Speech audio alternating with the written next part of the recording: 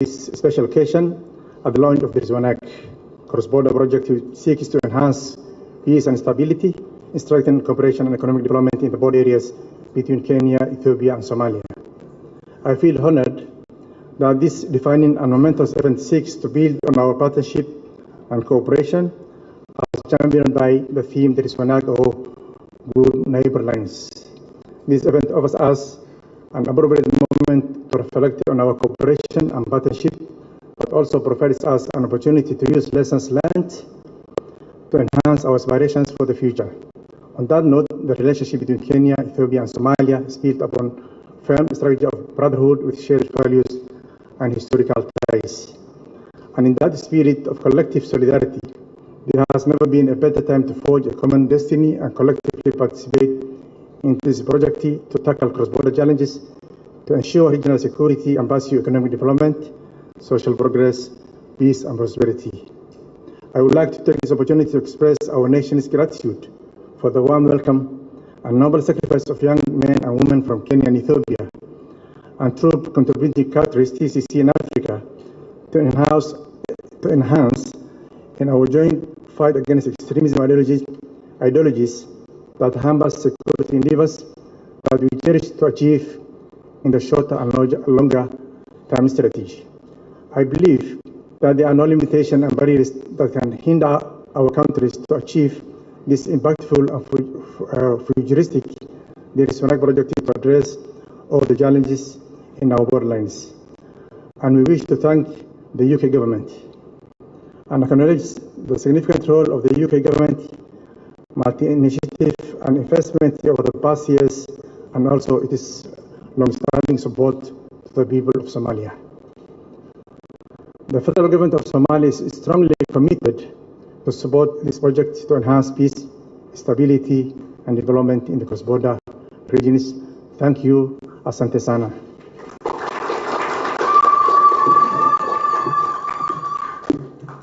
Yes. Thank you.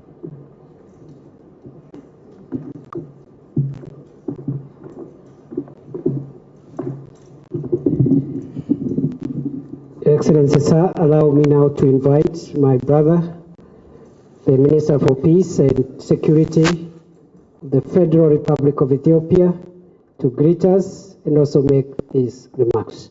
Welcome, Minister.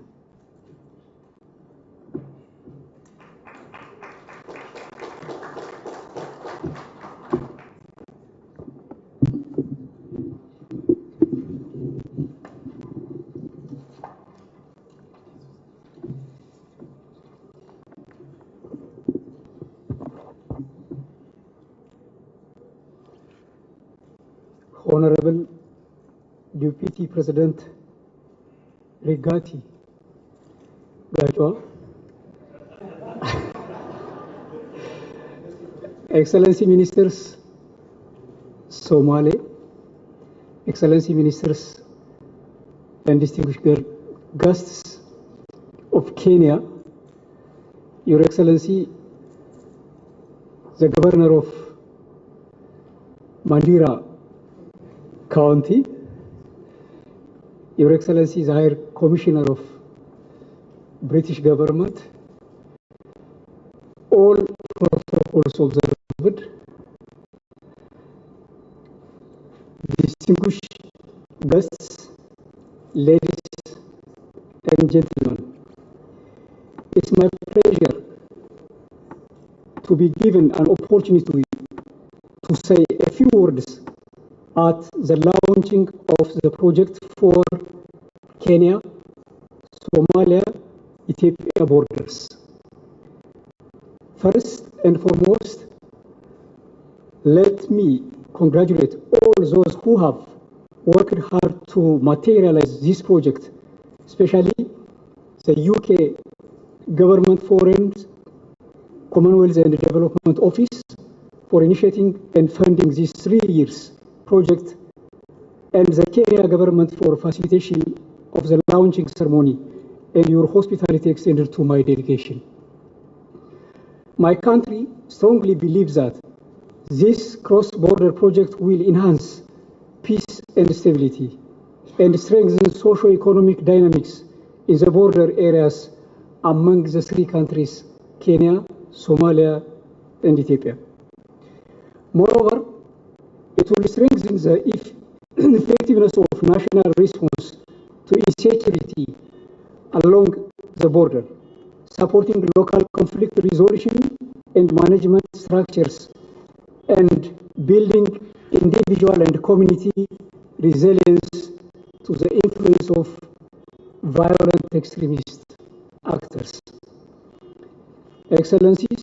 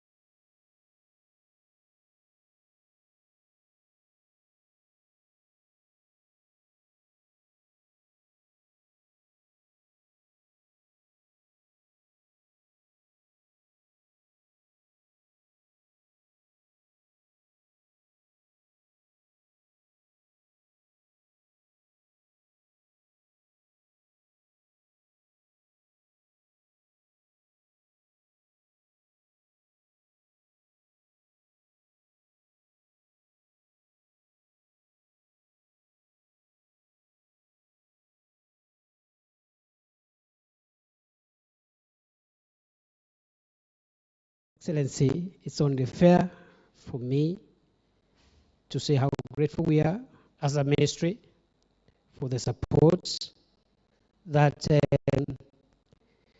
the British government has given Kenya and the extra effort of High Commissioner Jane Marriott to foster even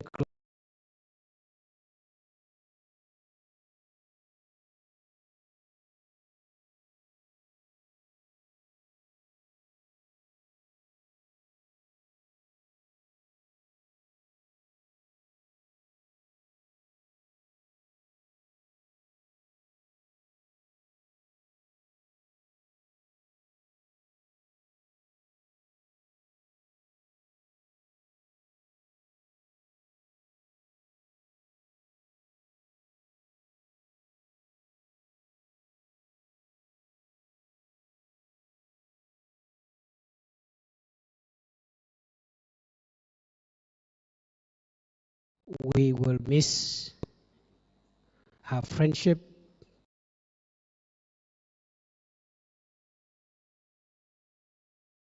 remain in touch with all your friends. Meantime, because you are still around, please highlight of this project.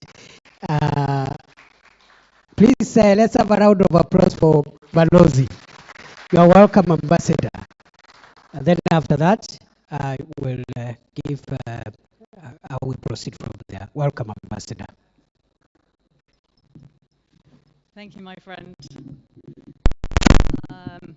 I don't get very emotional, but I'm a little emotional at that, so asante sana. Your Excellency, Deputy President of Kenya, Rigathi Gachagua, CS Kindiki, PS is present, Secretary for Security, the Federal Government of Somalia, His Excellency, the Minister of Peace, Ashnaf bin Al-Adalam, the Government of Ethiopia, Mohammed Saeed Aden, the Deputy President of Jubaland, of course, His Excellency, my very good friend, Mohammed Aden Khalif, the Governor of Mandera, the Area Member of Parliament, to all of you, ladies and gentlemen, and the reason why I wanted to set all of those out, as well as our friend, the Ambassador of Somalia, and all others, is because isn't that an amazing catalyst, my friend Norgabao? Isn't that an amazing catalyst to be sat in the room with today? So, asante sana, all protocols observed. Salam alaikum. I was first in Mandera about 2 years ago at the invitation of the governor's predecessor, Ali Roba, and slightly at the insistence of my colleague Ben in the audience there, who said I had to come to Mandera because no British senior government official, no High Commissioner had been to Mandera since independence. And he did lay a little bit of the guilt on about how some of the challenges in this area were entirely the fault of the British colonial administration. So I got on a plane, I came to Mandera, and Governor Ali Roba and I were driving along the street. Very nice tarmac road. And there was a row of trees. And then there was a gap of green. And then there was another row of trees. And I said, Governor, I'm very confused. What are you trying to do here? You have trees, and then you have green, and then you have trees again. And he said, well, he said, you see, in the future, there will be so much interaction between our country and our brother sister countries of Ethiopia and Somalia that we will need to expand the road. But I still want it to be shady for the people to walk down. And so we will have to remove the first row of trees, expand the road for all the trade between our three countries, and then there will be another row of trees to keep my people in the shade, out of the heat. And I thought to myself, that is a vision. That is a vision. And I'm delighted to see that his successor, the governor, has expanded on this vision, and that you are all here today to help the three of you, supported by the UK, live that dream. And it's therefore my delight to be able to launch the Deris Wagnan programme here in Mandera and the meeting point of your three fantastic and beautiful countries. Because you don't just share a common border, your communities living together are bound by a shared history and a shared destiny. You have numerous challenges together: drought, resource conflicts, armed proliferation, terrorism.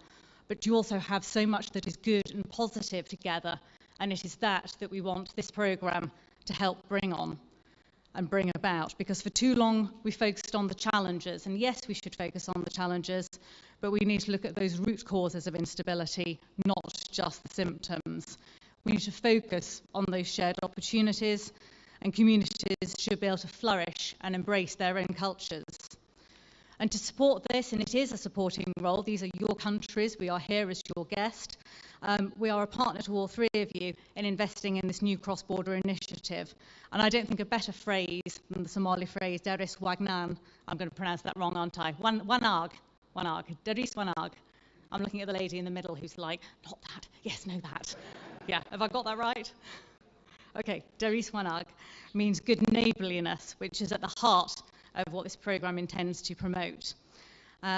Security and stability are central to all of your lives, and CS, you ask what this will do. Well, first of all, how it will operate is at three levels: that of the three national governments working together, the subnational governments working together, and crucially, the communities working together.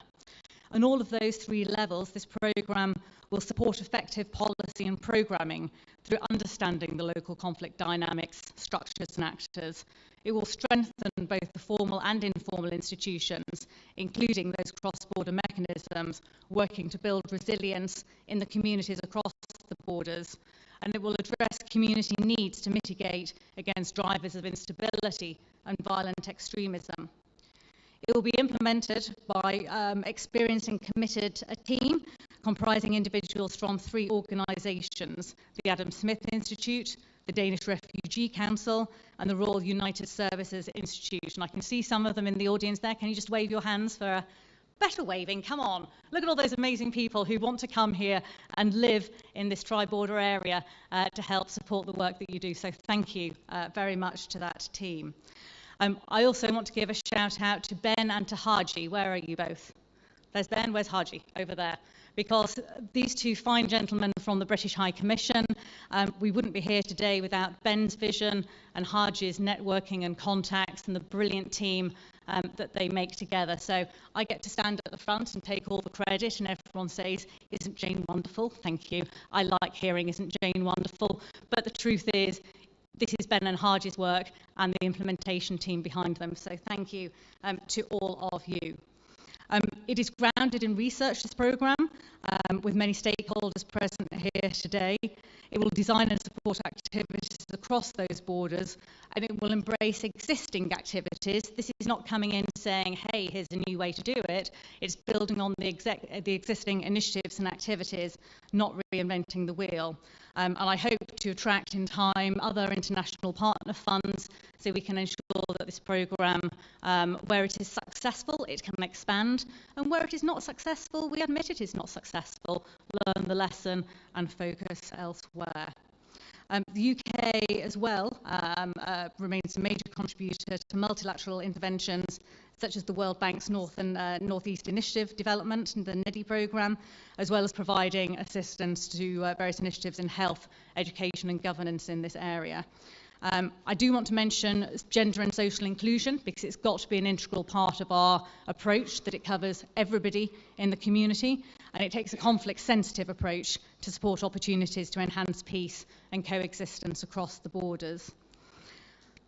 I believe this programme comes at an extremely opportune time, aligned with hopefully when the criteria are met, the planned reopening of the border and the recent commitments made at the Frontline States Summit held in Somalia.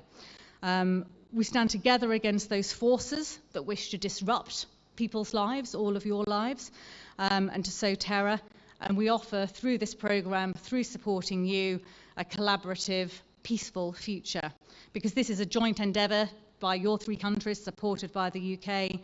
I look forward to working in partnership with all of you, and I will be back because I promised the Governor that in 2027 I'm going to come back as a tourist and see all the fine things this county has to offer. Maybe if the Deputy Governor of Jubaland will allow me and our Ethiopian friends, I can nip across the border as well. We'll sort out the visa later. So Mahad Sanid, thank you very much, ladies and gentlemen. Asante sana.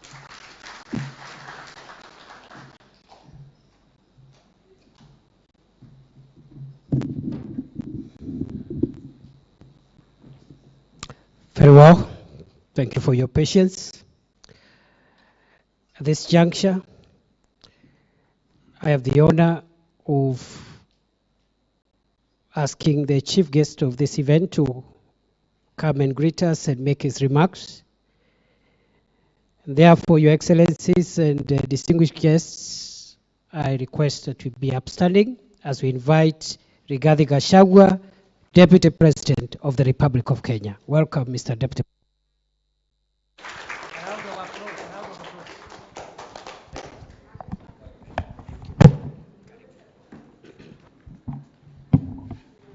Thank you. Please be seated.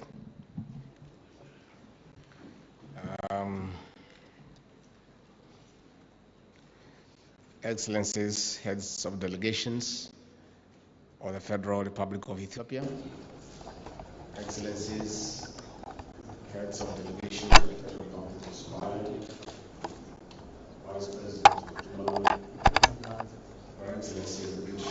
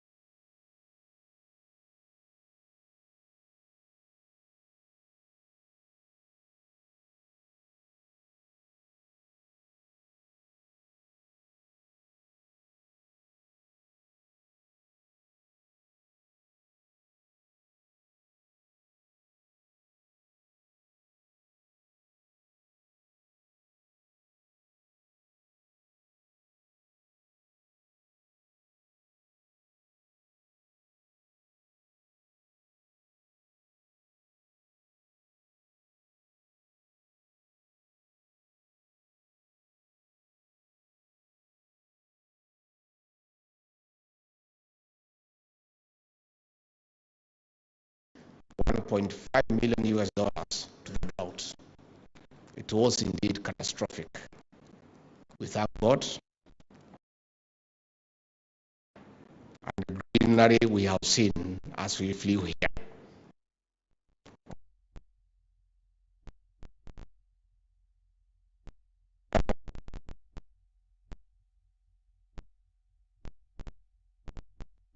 Years at the risk of FGM at a regional average of 61.3%.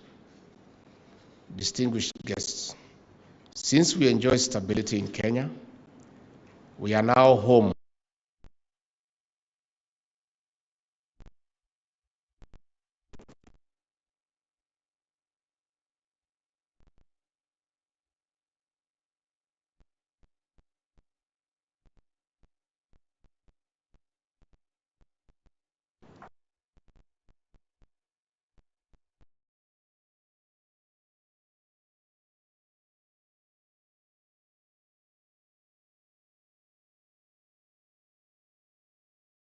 further in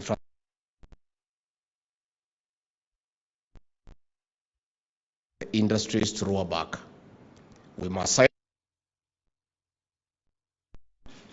although we are yet to meet the African Union target of silencing the guns by the year 2020, we have another opportunity through this project to address the root causes for progressive